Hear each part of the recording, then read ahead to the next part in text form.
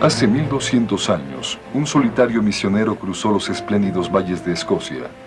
Su nombre era Fergus y venía de Irlanda, la tierra de San Patricio. La historia antigua no habla mucho sobre este santo errante. Únicamente nos dice esto: que Fergus trajo la doctrina cristiana a esta tierra, en donde encontró un reino pagano, el de los Pictos, que en latín significa los pintados, uno de los grupos más poderosos que colonizaran Escocia. Los monumentos de piedra y las cruces son prueba de su existencia y de sus raíces celtas. Hay magníficos ejemplos de reliquias pictas en la aldea de Glamis. La más famosa es esta colosal piedra cuyas figuras entrelazadas bien pueden representar el emblema de una familia o el encuentro del cristianismo con la tradición pagana.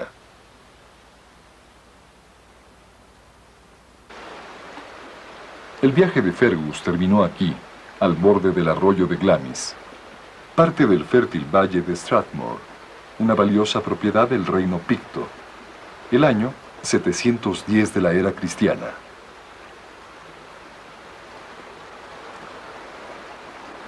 Aquí el mensaje del misionero fue bien recibido. En poco tiempo fundó una iglesia y la gente escuchó su palabra. El número de conversos aumentó.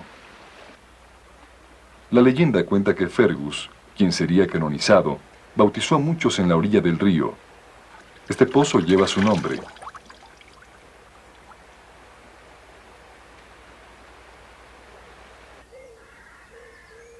Durante una época, Glamis fue un santuario. Con el paso de los siglos, el cristianismo echó raíces aquí y a través de toda Escocia. Las peregrinaciones a Glamis se acabaron. Como lugar santo, su tiempo había pasado. Pero como lugar de recreo para reyes, apenas estaba empezando. En los bosques y las praderas de Glamis había venado y jabalí en abundancia. Para los monarcas escoceses, fue un irresistible coto de caza. Así empieza la historia del castillo de Glamis. En el siglo XI era tan solo un albergue para cazadores hecho de arcilla y madera. Con el transcurso de los siglos, la sencilla estructura adquiriría una arquitectura compleja y una reputación horrenda. Grandes Castillos de Europa continuará en The Discovery Channel.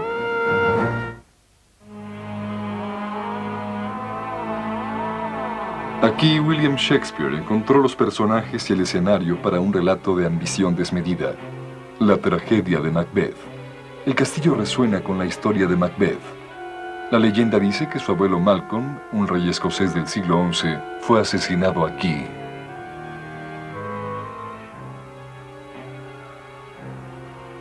El rey Malcolm en realidad murió en Glamis, pero probablemente de las heridas sufridas durante una cacería.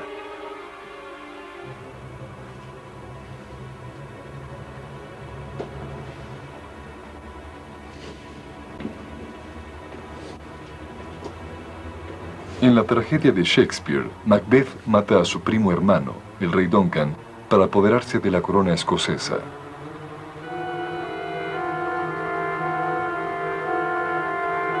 Este es el supuesto escenario de ese crimen, conocido como el Salón de Duncan. Sin embargo, la historia nos cuenta una versión diferente. Macbeth, en efecto, mató a su primo, pero lejos del castillo de Glamis, y bajo circunstancias más honorables que las descritas por Shakespeare. El verdadero Macbeth y el rey Duncan se enfrentaron en el campo de batalla cerca de Elgin, en el año 1040, pero se separaron de los demás para batirse en duelo a muerte. Macbeth no solo quería la corona de Duncan, sino también venganza. Años antes, el abuelo de Duncan había matado al cuñado de Macbeth. La enemistad entre la familia era profunda.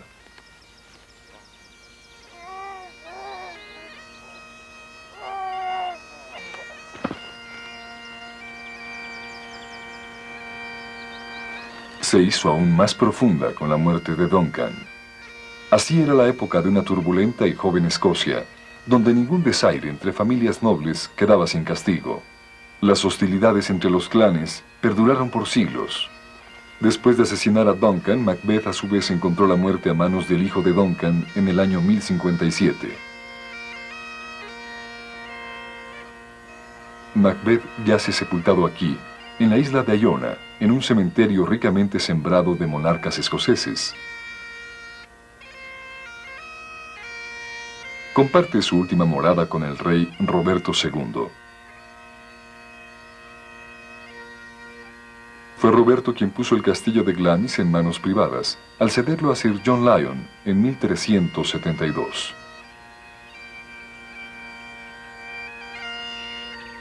Cuatro años más tarde, Sir John consolidó sus favores con el rey al casarse con su hija Joanna. La familia Lyon jugaría un papel importante en la historia de la realeza escocesa y viviría en el castillo de Glamis hasta la fecha.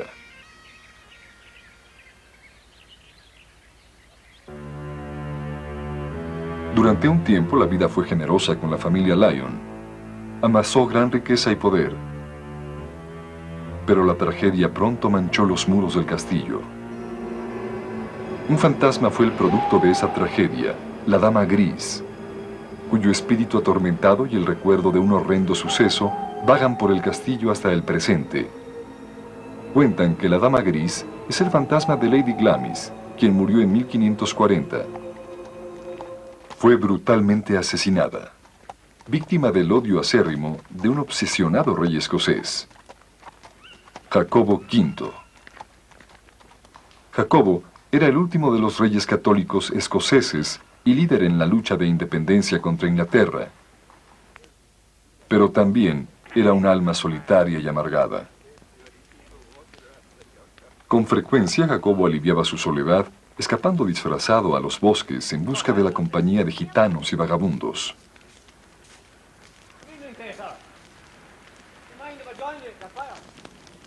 De ahí que se le haya conocido como el rey de los campesinos.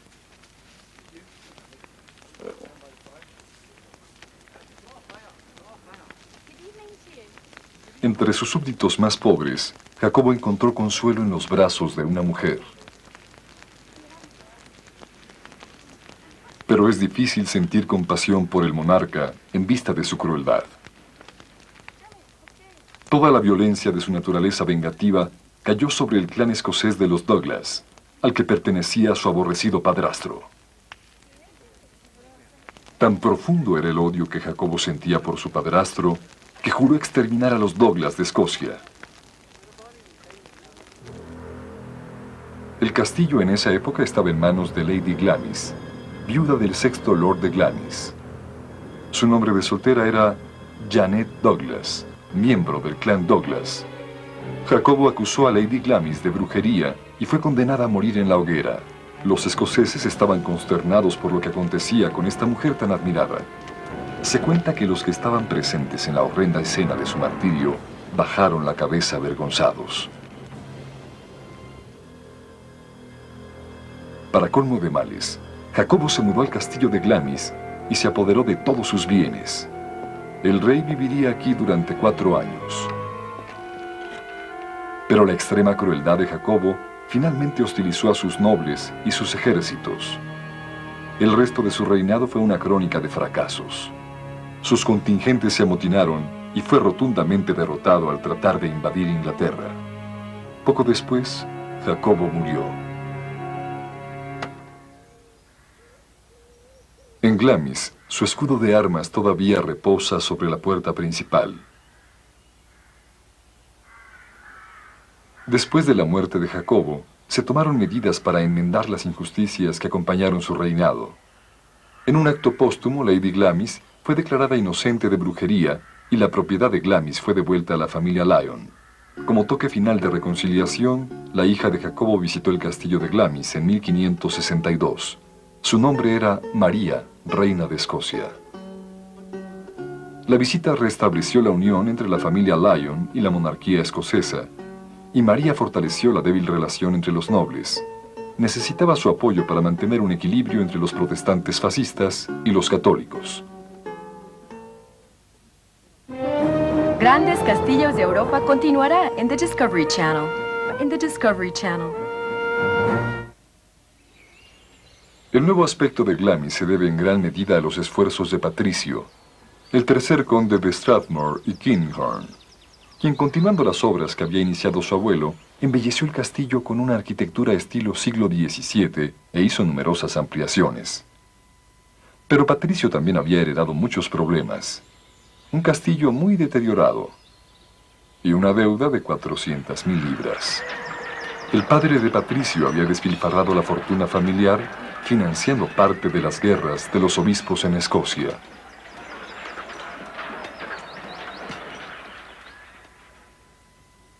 Pero Patricio, cuyas dotes de administrador contrastaban con su caprichosa forma de vestir, restauró tanto la fortuna de la familia como el castillo.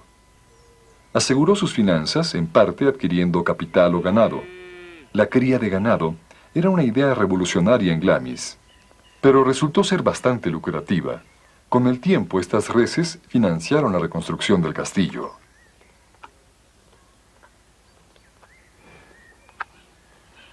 Su campaña de remodelación tocó cada recoveco del castillo.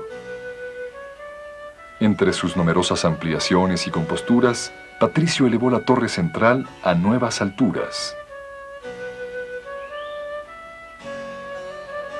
y construyó la avenida que lleva a la puerta principal. Cuando Patricio terminó su obra, el castillo presentaba una singular combinación de detalles escoceses y franceses. Una mezcolanza de torreones estilo normando rodeando una clásica torre escocesa. Pero a pesar del encanto estético de Glamis, Patricio asumió una actitud humilde respecto a sus maravillosos esfuerzos de reconstrucción. En su diario expresó remordimiento por no haber consultado con un arquitecto experto y con frecuencia ofreció disculpas por las fallas que su visión arquitectónica pudiera tener. Pero eso es parte del atractivo de Glamis, un castillo con alma, un reflejo de la sensibilidad y la argucia de un hombre. Los pequeños ornatos, como este hermoso reloj de sol, exaltan su espíritu y estilo. En ese sentido, Glamis posee una cualidad orgánica que se debe exclusivamente a Patricio. Había transformado Glamis de una estructura modesta a una de las propiedades más suntuosas de Escocia. El éxito financiero permitió a la familia Lyon participar en uno de los capítulos más turbulentos en la historia escocesa e inglesa, la rebelión jacobita. Era un levantamiento que se centraba en quien tenía derecho a ser rey de Inglaterra y Escocia. Jacobo II, el rey original, había sido forzado al exilio después de la gloriosa revolución de 1688. Los que apoyaban a Jacobo y sus descendientes se llamaron jacobitas. Querían restaurar a los Estuardo al trono y lanzaron una campaña de guerrillas que duraría 60 años.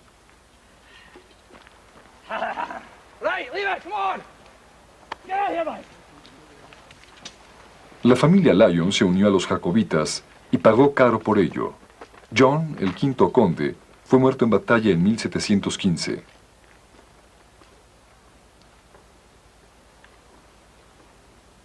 El castillo de Glamis llegó a albergar al príncipe Jacobo III, el nuevo símbolo de la rebelión jacobita luego de la muerte de su padre en el exilio.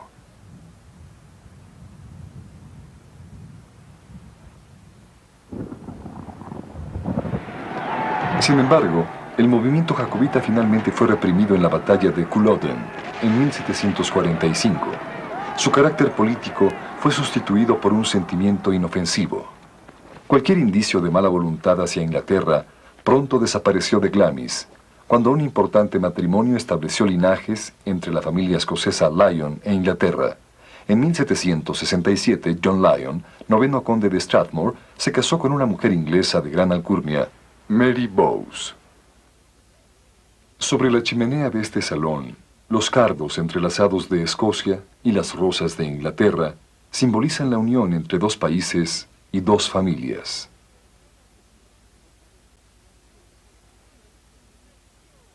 La vida en el castillo continuó prosperando. Con el tiempo, la familia adoptó el nombre de Bowes-Lyon y obtuvo un asiento en la Cámara de los Lores.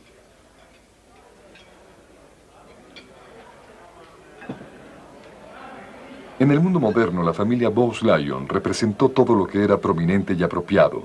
El arquetipo de la aristocracia británica, 100 años después de su pasado revolucionario.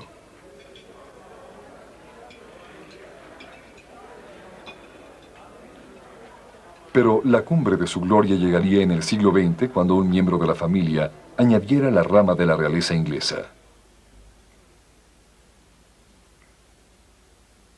Sobre una pared del comedor, un retrato revela parte de este vínculo real.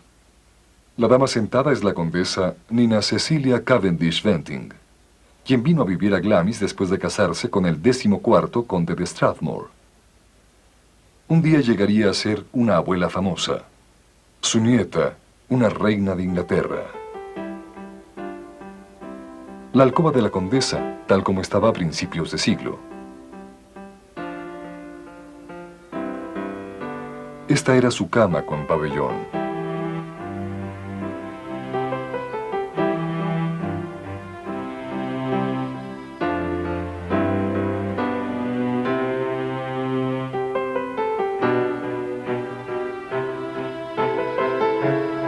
Sobre el bastidor de la cama, bordó las letras C de Cecilia y C de su esposo Claudio, seguidas de los nombres y fechas de nacimiento de sus 10 hijos.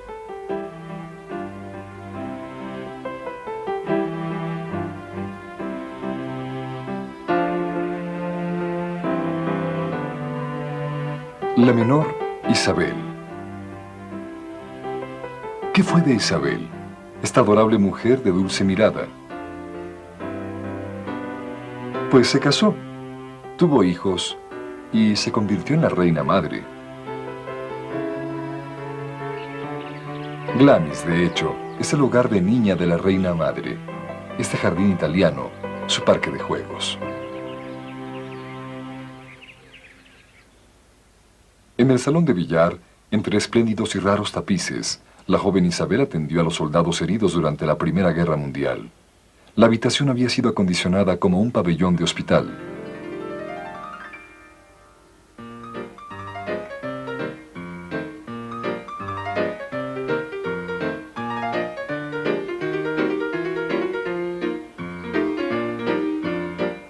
Esta era la suite privada de la reina madre después de casada.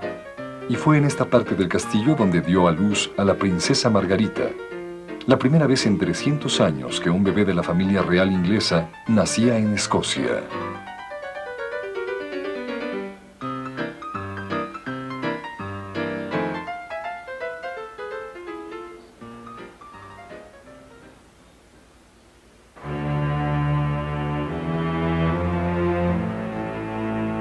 Pero en medio de los triunfos y alegrías de Glamis, un aire de misterio aún cubre el castillo. Los relatos hablan de oscuros secretos del pasado.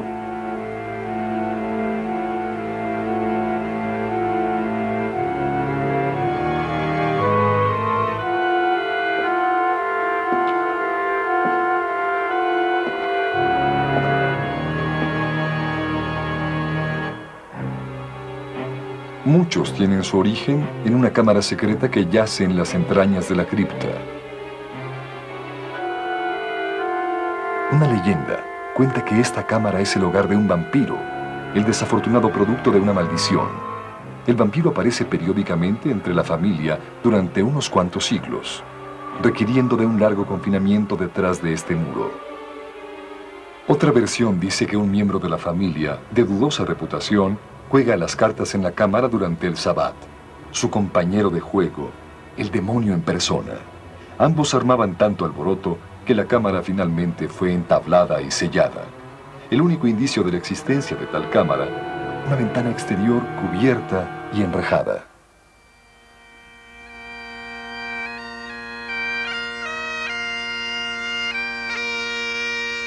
Dicen que otros visitantes del infierno vagan por los salones del castillo, se asoman por las ventanas y sorprenden al turista.